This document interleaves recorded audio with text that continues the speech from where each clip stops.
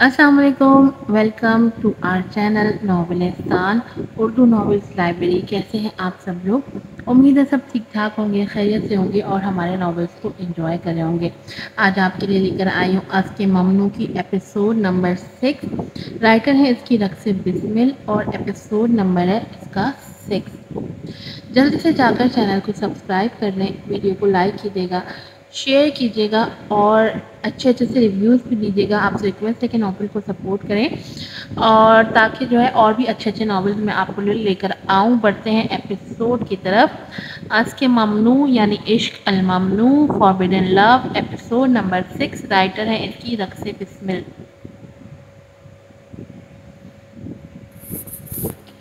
मैं आपकी रिहाइश के मसले को आपकी हॉस्टल वालों से मिलकर हल कर देता हूँ।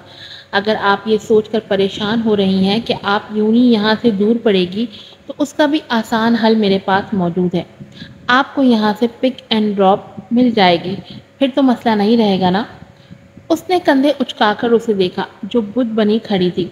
अली नूर ने जैसे उसके हर मसले का हल सोच रखा था, जिसे सुनकर वो वाकई लाजवाब हुई।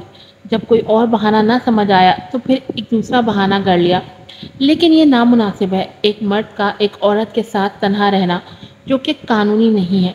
अब कि वो बिल्कुल नामुनासिब भूल गई। ये सुनकर अली नूर शाह के मुंह से हंसी का फव्वारा निकल गया। वो वाकई उसकी बेवकूफ़ाना और मासूमाना उज़र तराशियों बहानों को सुनकर तंग नहीं हुआ, बल्कि हंस पड़ा। हा हा हा, मुझे यह ख्याल ही नहीं था कि मिस मावा की सोचें इतनी उलझी हुई होंगी। क्या मिस मावा, आप मेरे भाई को पसंद करती हैं? मावा को उसका जुमला सख्त चुभा। एक गुस्सा और नाराज़गी भरी घूरी से उसे देखा। मिस्टर शाह, मदान सिर्फ मेरा स्टूडेंट है, प्लीज़ सोच समझ कर बोले। वो उसे वार्न कर गई, लेकिन अली नूर को बुरा नहीं लगा। फिर से चुप सा जुमला फेंका। तो फिर यकीनन आप मुझे पसंद करती होंगी, उसने दूसरा सवाल पूछकर जैसे उसे छेड़ा। लेकिन मावा ने बिना सोचे सीधा जवाब दिया, ऑफ कोर्स बिल्कुल नहीं। शाने उचकाकर बिना उसके लहजे पर गौर किए वो बोल गई, जब आप हम दोनों को ही पसंद नहीं करती, तो फिर आपको डर किस बात का है? वो जैसे जानना चाह रहा था कि मावा किस बात को लेकर यहाँ रहने से अवॉइड कर रही है। वो खामोशी से सर झुकाए सुनती रही, लब काटती रही। उस बात का जवाब वो क्या देती? उसे उसका सामना करना ही अजीब से दोराहे पर ला खड़ा कर देता था। जितना वो अलीनूर से कतरा रही थी, उतना ही सामना करने के असबाब पैदा हो रहे थे।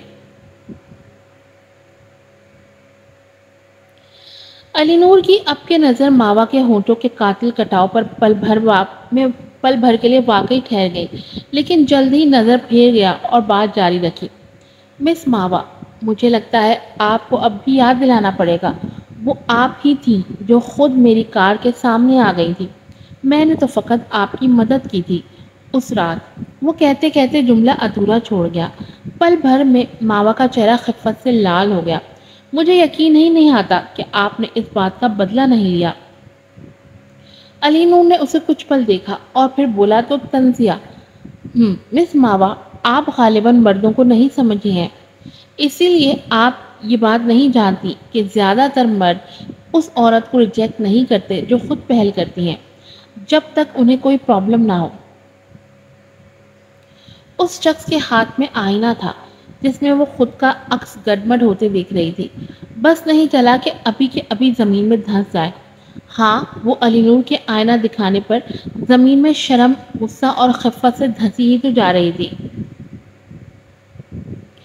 मावा का चेहरा उसके अल्फाज सुनकर मुकम्मल सुर्ख हो गया। ये कहना मुश्किल था कि ये शर्म खिफ़्फ़त से था या गुस्से की वजह से। बात कुछ भी हो, बहरहाल वो उस रात अली नूर के कमरे में पाई गई थी। अली नूर शाह ने उसकी शर्मसारी का कोई नोटिस नहीं लिया। वो एक अमीर आदमी था। औरत का हुसूल उसके लिए मुश्किल नहीं था, ना ही ये उस जैसे बिलियनर के लिए नई बात थी। बल्कि अपनी बात जारी रखी। इससे पहले कि हम इस इशू पर आगे बात करें, मुझे एक बात ने मुतजस्सिस किया है। ज़यान आवान और हान हारिस के साथ आपका क्या रिलेशन है? उसके लहजे में चुभन थी। ये आप क्या कह रहे हैं? वो वाकई हैरत और गुस्से से चिल्ला पड़ी। وہ خان حارث کے متعلق کیسے جانتا ہے اور اسے اس کے بھائی زیان کے بارے میں ایسا کہنے کی ہمت کیسے ہوئی؟ کیا آپ مجھ پر تفتیش کر رہے ہیں؟ کیوں؟ ماوا نے سرخ اور نم آنکھوں سے اسے گھورا۔ اس دن صبح میں نے آپ کو بارش میں خان حارث کے ساتھ فلرٹ کرتے دیکھا اور شام تک آپ زیان آوان کو گلے لگائے کھڑی تھی۔ وہ رکا۔ ماوا کی سانس بھی یہ سن کر تھم گئی۔ یہ دیکھ کر مجھے لگتا ہے میں نے آپ کو سمجھنے میں غلطی کر دی ہے۔ آپ وہ نہیں ہیں جو بظاہر نظر آتی ہیں۔ مطلب آپ بہت ہی کوئی قابل عورت ہیں۔ اس کا طنز میں ڈوبا جملہ بہت ہی کوئی قابل عورت ہیں سن کر ماوا کا دل کیا زمین کھلے اور وہ اس میں دھنس جائے۔ اتنی ذلت، اتنی تحقیر! ماوا کی آنکھیں آنسوؤں سے بھر گئیں، اتنی کہ سب کچھ دھندلا گیا۔ ماوا علی نور کو گھور کر دیکھنے لگی، ضبط سے اس کی آنکھیں سرخ ہو رہی تھی۔ علی نور کو ماوا کی آنکھوں میں کچھ نظر آیا تھا، کیا حقیقت کچھ اور تھی؟ وہ اسے غلط سمجھا۔ علی نور کی زندگی میں یہ پہلی بار تھا کہ وہ ایک ایسی عورت سے ملا جو اس کی آنکھوں میں آنکھیں ڈال کر کھڑی تھی، بالکل بھی نہیں گھبرائی، نہ ہی ڈری تھی۔ وہ اس وقت جنگلی بلی کی طرح خوفوار نظر آ رہی تھی جو کسی بھی وقت حملہ کر دیتی ہے۔ کیا اب کچھ کہنے کو نہیں رہا؟ جب وہ کچھ نہیں بولی، صرف گھورتی رہی، تب علی نور کو اس کی چپ پر حیرت ہوئی۔ وہ چاہتا تھا وہ کچھ صفائی میں بولے، کہے کہ مسٹر شاہ آپ غلط ہیں۔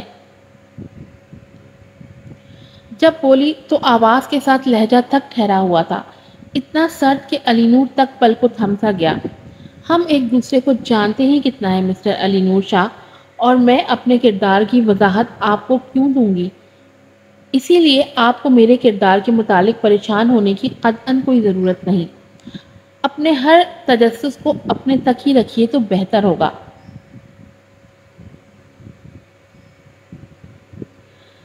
ماوا نے جتاتی سرخ آنکھوں سے اس کو گھور کر اسے جیسے یاد دلایا کہ وہ یہ نہ بھولے کہ صرف ایک ملازم تھی اور باس کو زیب نہیں دیتا کہ ایک حقیر ملازمہ کی پرسنل زندگی میں تاک جھانک کرتا پھرے۔ آف کورس، اس نے کندھے اچکائے، میں آئندہ اپنے کام سے کام رکھوں گا، ایز یو وش۔ وہ پھر چپ کر گیا۔ ماوا نے ایک گہری سانس لے کر خود کو آرام پہنچایا اور خود کو یہ یاد دلایا کہ کتنا بھی مشکل وقت ہو، ہائپر نہیں ہونا بلکہ کول رہنا ہے، کیونکہ وہ ایک استاد ہے۔ تو پھر آپ کا کیا مطلب تھا ماوا ساری باتوں کا ذکر کرنے کا؟ ماوا نے نرمی سے استفسار کیا۔ میں نے صرف آپ کی غلط بیانی کو رد کیا تھا۔ صرف آپ ہی غیر نہیں ہیں جو اس چھت تلے رہیں گی۔ غیر قانونی رہائش کی اصطلاح یہاں استعمال کرنا بالکل بھی ضرورت نہیں تھی۔ آپ یہاں کے ہر اس فرد جیسی حیثیت رکھیں گی جنہیں میں نے ہائر کیا ہوا ہے۔ میں آپ کو رہائش کے ساتھ کھانا بھی مہیا کروں گا اور آپ یہاں میرے بھائی کو تعلیم دینے کی ذمہ دار ہوں گی۔ بس اتنا ہی۔ کندھے اچکا کر اسے دیکھا، جیسے پوچھا کہ ٹھیک ہے۔ اتنے میں مدھان شاہ دروازہ کھول کر اندر داخل ہوا۔ علی نور شاہ کھڑا ہو گیا۔ دروازے تک پہنچ کر اس نے کہا، مس ماوا کا یہاں رہائش کا مسئلہ تو حل ہو گیا۔ اب آپ لوگ اپنی کلاس شروع کریں۔ Okay, best wishes, see you. ماوا نے کچھ بھی نہیں کہا۔ ماوا دونوں میں کیا بحث ہوئی؟ وہ صرف اپنا فیصلہ سنا کر چلا گیا۔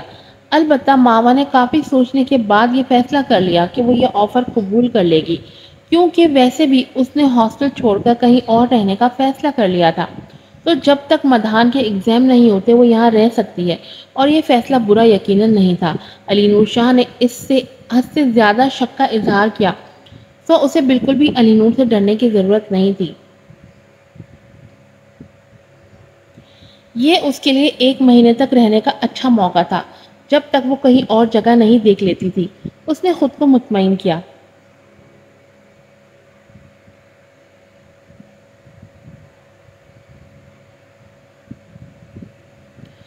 دوسرے دن زیان نے اسے فون پر اپنے ساتھ لنچ پر مدعو کیا۔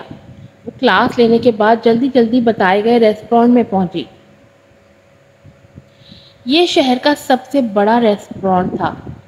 زیان اس کے آنے سے پہلے ہی ماوا کی پسندیدہ ڈشز کا آرڈر کر چکا تھا۔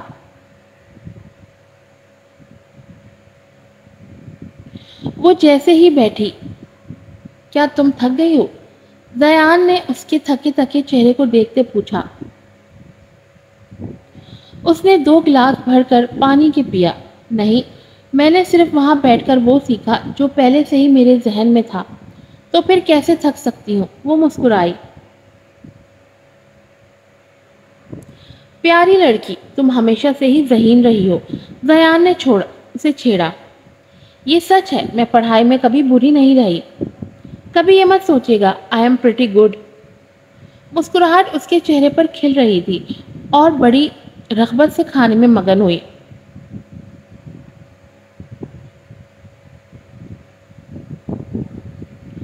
کھانا آرام سے کھاؤ ماوا، کوئی تم سے چھین کر نہیں لے رہا، زیان نے چھیڑا۔ وہ ہنس پڑی کھلکھلا کر۔ آپ مجھ سے جیت نہیں پائیں گے زیان بھائی، میں یہ سارا ختم کروں گی۔ اوکے، تو پھر یہ سارا ختم کرو، اگر یہ پورا نہ پڑے تو مینو میں اور بھی دیکھ لیں گے۔ خود کو دیکھو کتنی کمزور ہو رہی ہو، اگر آنٹی زندہ ہوتی تو کتنا دکھ کرتی۔ جب زیان نے اس کی ماں کا ذکر کیا تو ماوا نے ایک سخت آہ کھینچی، کھانے سے ہاتھ روک لیا۔ بھائی نہ کریں۔ آل رائٹ، میں اور کچھ نہیں کھاؤں گا، تم بس کھانا کھاؤ۔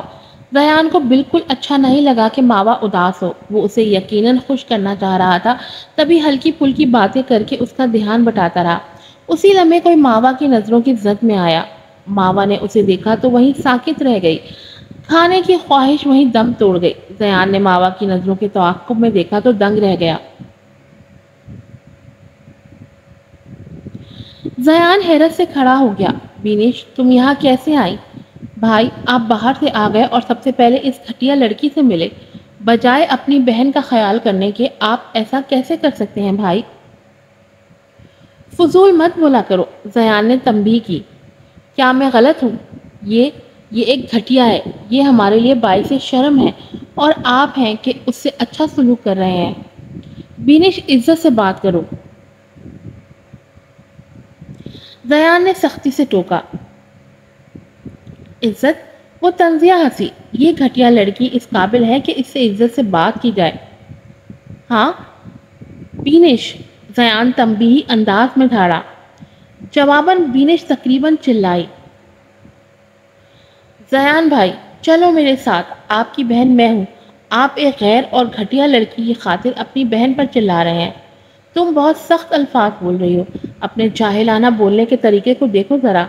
زیان نے پھر سے اسے ٹوکا۔ جاہلانہ؟ اس نے حیرت سے آنکھیں بڑی کی۔ میں تو اسے مار دینا چاہتی ہوں، کیونکہ ڈیڈ کو اس کی وجہ سے لوگوں کی باتیں برداشت کرنی پڑی، لیکن میں ایسا نہیں کروں گی، کیونکہ میں اپنے ڈیڈ کی طرح بہت ہی نرم دل کی ہوں۔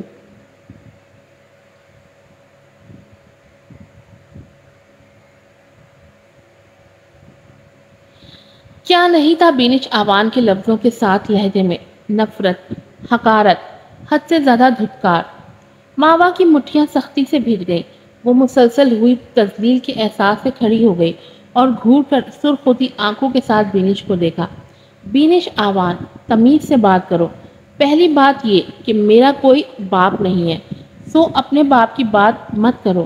I don't care. مزید یہ کہ میں نے آوان فیملی کا 1 روپیہ تک خود پر خرچ نہیں کیا، نہ ہی تمہارے پیسوں سے کوئی لقمہ کھایا ہے، یہاں تک کہ میری ماں جب سخت بیمار تھی اور اس کی زندگی بچانے کو پیسوں کی ضرورت تھی، تب بھی میں نے تم لوگوں کے آگے ہاتھ نہیں پھیلایا۔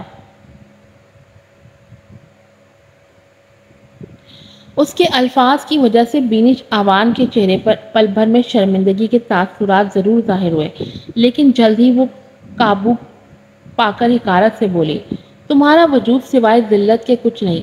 پھر بھی یہ صرف تمہارا خیال ہے، میرا نہیں۔ مجھے اپنی ماں کی بیٹی ہونے پر فخر ہے۔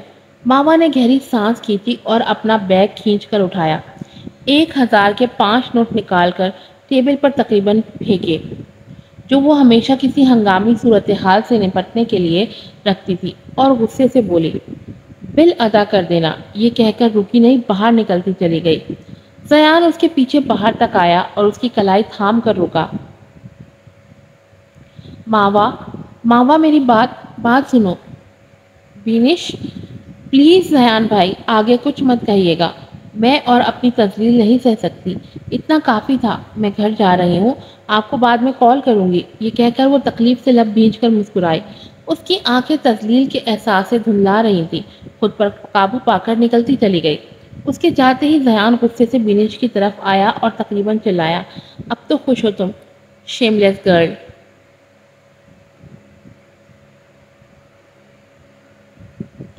آج کی ایپیسوڈ یہیں پر ختم ہوتی ہے۔ امید ہے آپ کو پسند آئی ہوگی، پھر ملوں گی نئے ایپیسوڈ کے ساتھ۔ السلام علیکم۔